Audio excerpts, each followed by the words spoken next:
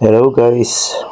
Paano ba mag-withdraw ng any USDT income from any investment platform like in this case, itong MetaMask Plus Singapore? Okay, I said from any investment platform, kung income ka, paano yan withdrawin papunta sa coins.ph? Okay, yan ang subject natin ngayon guys.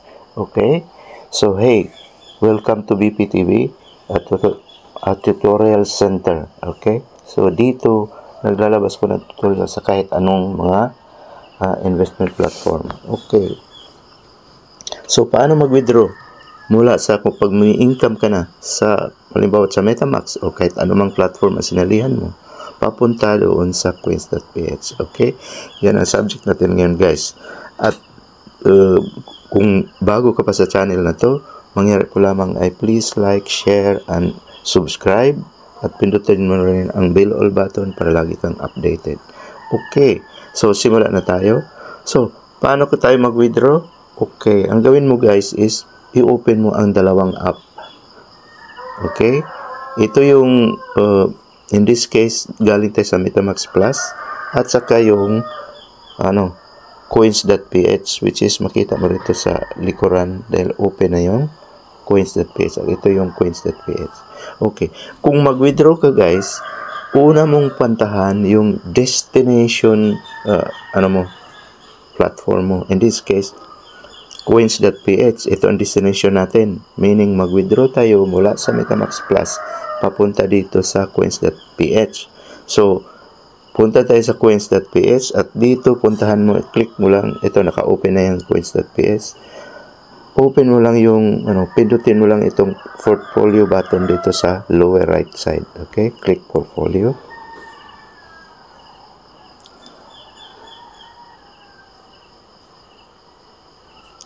At medyo matagal ang ngayon. Okay guys, nandito na tayo sa portfolio. At hanapin mo rito yung USDT. Tether USDT, which is nakita ko yan, Tether USDT, yan letter T na yan. Pindutin mo lang. At dito sa Tether USDT, marami kang buttons dito. Meron yung buy, sell USDT, transfer USDT. Ang gawin natin dahil gusto tayong maka-receive ng USDT, kailangan natin ng transfer USDT. Click that button. At dito sa baba, meron diyang mag-deposit ka ba ng USDT or mag-send ng USDT. In this case, mag-deposit tayo kasi mag-withdraw tayo mula doon sa So, deposit. And then, click on Tron dahil Tron Network ang gamitin natin. At yan, binigyan ka ng deposit address ng USDT dito sa coins.ph. Kopyahin mo ito, click mo itong copy, yung parang dalawang papel na nakita mo sa baba ng QR code. Yan ang pindutin mo. Okay, so nakopy na ito sa cellphone mo guys. Then labas ka na rito sa coins.ph. Punta ka na ngayon sa MetaMask or kung anumang platform na gusto mong mag-withdraw. So in this case, dito sa MetaMask, kung gusto mong mag-withdraw, click mo tong Me. Okay, nasa May screen na tayo. At punta ka dito sa flexible wallet. Click mo lang yung number na 6.42 in this case. Medyo mabagal na naman. Mahina ang internet ko guys. Pasensya na. Okay. So, dito sa next screen, may makita ka dyan recharge, withdraw, transfer. So, piliin natin ang withdraw. Okay. So, mag-withdraw tayo. Ang gawin mo, i-paste mo rito ang wallet address na nakopya mo doon sa coins.ph. So, click natin ang paste at yan na. Na-paste na siya. Withdrawal amount, click mo lang yung all kung gusto mong withdrawin lahat ng available mo. And then, put in your password. Okay, ang sabi dyan, withdrawal success. So, tapos na ang pag-withdraw natin guys. At dito sa MetaMask Plus, ang withdrawal is almost instant. Mag-appear yan doon sa destination mo. In this case, coins.ph in just 3 to 4 minutes. So, hintayin lang natin doon at balik na naman tayo sa coins.ph. Okay. Dito, lalabas lang tayo. Button, click. Okay, and then wait. Makikita mo na rito yung check mo na yung USDT mo, makredit na rito kung ano man withdraw mo doon galing sa source mo. Okay, tingnan natin yan mamaya.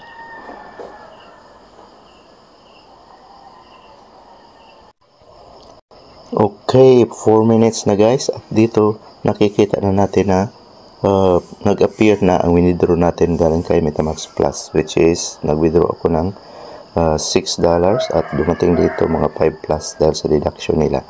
At yan, once nandito na sa coins.ph mo, withdraw, kung gusto mo siyang gamitin mula sa coins, meaning gusto mo siyang withdrawin papunta sa bangko mo o sa GCash, kailangan mo munang i-convert itong USDT papunta sa Philippine pesos. Okay? So, nakita mo rito ang Philippine peso guys, just 4.24. Pero ang USDT ay merong 314 equivalent sa 5.6. Okay? So, ang gawin natin, i-convert natin yung USDT dahil gusto ko ring withdrawin ito. So, click mo lang yung USDT. And this time, dahil gusto natin ma-convert siya sa peso, kailangan mo nitong i-sell ang USDT. So, click mo itong button na buy and sell. Okay? So, anong gawin mo? Mag-sell ka ba? Mag-buy? So, this time, mag-sell tayo ng USDT. Click sell. At click mo lang itong max. Maximum ang ibenta ko. Or i-type mo rito kung magkano ay convert mo. Okay. 5.42 ang available daw. So, 5.42 82. Yan lang ang available. So, convert natin Philippine peso. Ang sabi dyan, makonvert ito ng into 310. Okay, sell. Please confirm. Confirm sell. Successful. Got it. Okay. Back to, just go back to the main screen. At yan na, converted na yung USDT mo. Ang USDT mo is only 0.47, meaning nabinta na lahat at na-convert na siya into Philippine peso. Merong available 314.19. Now, anong gawin mo rito sa coins na balance mo? Kung gusto mo siyang withdrawin papunta sa bangko mo or sa GCash, then ang gawin mo, click mo itong button sa taas, top right na withdraw. Okay? Click mo withdraw. Anong klase sa withdrawal? I-send mo ba ng crypto or i-cash out? I-cash out natin guys. So gusto ko siyang i-cash out. Cash out papunta sa GCash. Okay? Or punta sa bank account.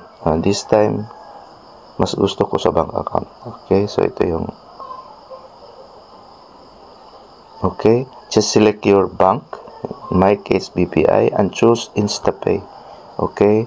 Nakalagay dyan, may fee na 10 pesos for, okay lang yan.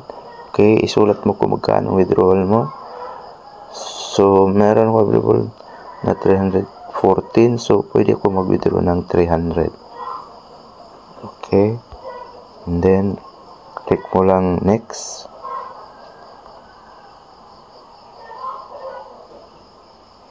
Okay, nandyan na yung mga bank details ko.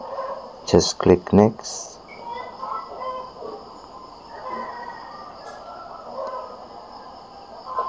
Then, confirm.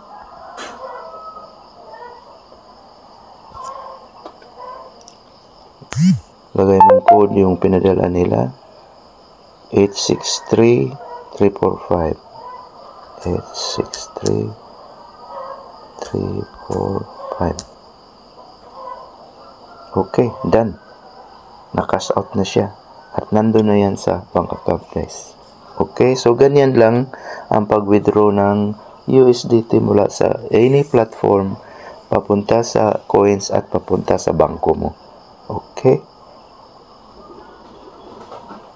So, hanggang dito lang ang video na to guys.